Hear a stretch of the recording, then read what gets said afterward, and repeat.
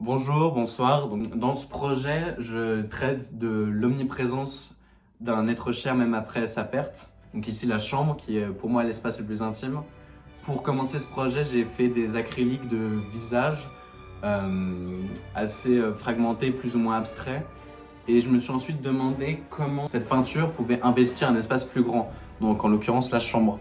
Et j'ai choisi la vidéoprojection qui va, avec les bâches sur le lit, refragmenter à nouveau les visages et donner un aspect presque fantomatique. Donc, pour le deuxième projet, j'ai choisi de présenter cette série de 9 crânes. Et ce qui m'intéressait dans ce travail, c'est déjà le travail de la matière, donc avec l'argile et la céramique. Savoir où s'arrêter et quand s'arrêter, savoir si le crâne aurait une forme qui relève plus du crâne ici, ou vraiment de la malformation et Une des grandes influences que j'ai eues, c'était Elephant Man. où on se demande si c'est un humain ou autre chose.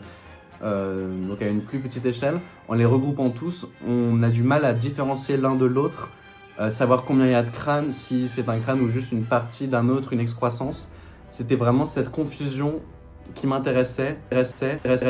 Le dernier travail que j'ai choisi de présenter, c'est bien évidemment ces gravures. Une première expérience avec la gravure et qui se relie directement avec la pratique du dessin. En tout cas, c'est comme ça que je l'ai appréhendé. J'ai beaucoup été influencé dans mon travail par les gravures de Gustave Doré, surtout sur l'enfer de Dante et cette idée de corps qui s'entremêlent. Et j'ai aussi regardé des images de mosh pit, comme on dit, moments de concert où les gens se rentrent dedans. Chacun a ses préoccupations et j'espère à bientôt.